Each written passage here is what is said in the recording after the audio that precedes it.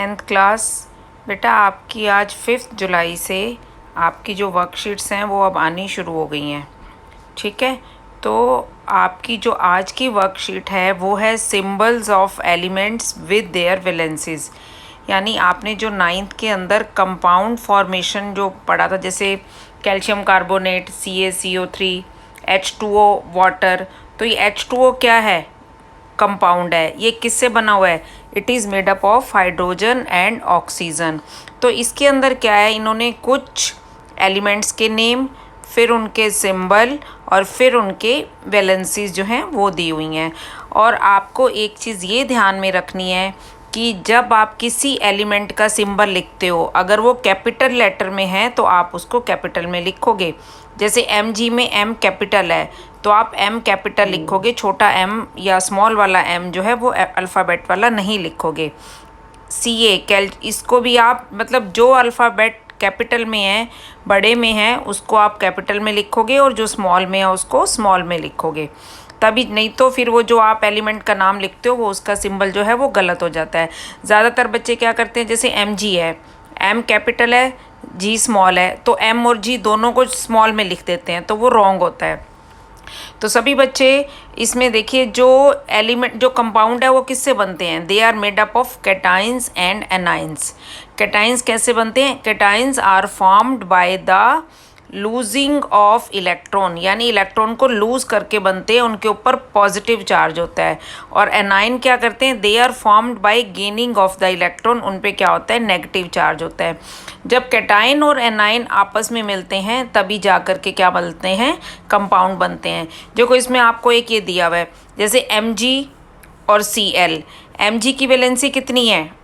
2, और क्लोरीन की वैलेंसी कितनी है? 1। इसमें क्या होता है कि वैलेंसी इंटरचेंज हो जाती है।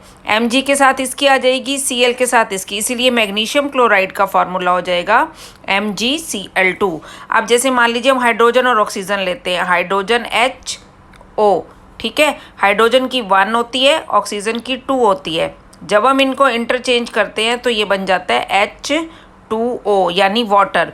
तो ये क्या है? This is compound. और इसमें जो प्लस वाला है वो क्या है? दैट इज़ कैटाइन, और जो माइनस वाला है that is A9.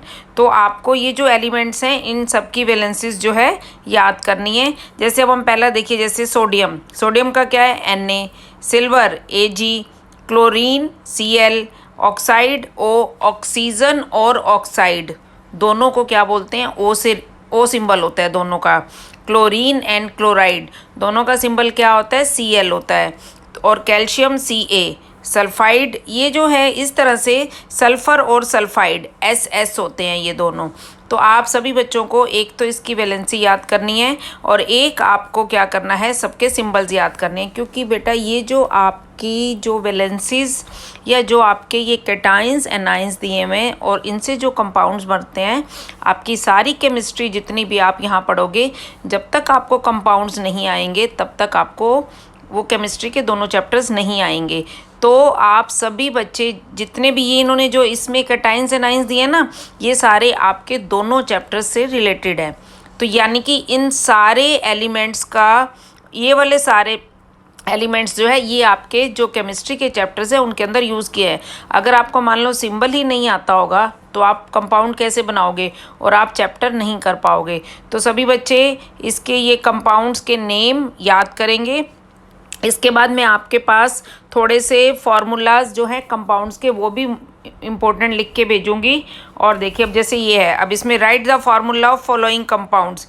Calcium carbonate CaCO3, zinc sulphate ZnSO4, aluminium sulphate, aluminium का कैसे होता है? एल्यूमिनियम का होता है Al और सल्फेट को बोलते हैं SO4। तो Al का 3, SO4 की 2, इसीलिए एल्युमिनियम सल्फेट का बन जाता है Al2SO4 की थ्राइस। ठीक है, तो आपको, और इसके बाद अगला है sodium carbonate Na2CO3, potassium hydrogen carbonate. देखिए हाइड्रोजन कार्बोनेट और बाई कार्बोनेट एक ही चीज़ होती है, तो इसका हो जाएगा KHCO3। Iron sulphate FeSO4, copper sulphate CuSO4। तो आपको ये वाले जो कंपाउंड्स हैं इनको आपको सबको याद करना है। जब आप इसको याद करोगे तो आपको दोनों चैप्टर्स ही जो आगे मेन जो है 2 चैप्टर्स हैं सबसे इम्पोर्टेंट केमिस्ट्री में, मतलब जो इन फार्मूला से रिलेटेड है। आगे जो कार्बन कंपाउंड्स और वो सब हैं इसमें, बट 2 चैप्टर्स के अंदर इनका बहुत सारा यूज़ है। वैसे तो पूरी केमिस्ट्री के आपके जितने भी चैप्टर हैं वो क्या है, वो इन्हीं फार्मूलाज पे बेस्ड है। जो आप ये याद करोगे कंपाउंड फॉर्मेशन, आप बार बार इन्हीं के नाम आएंगे आप जब आप करोगे।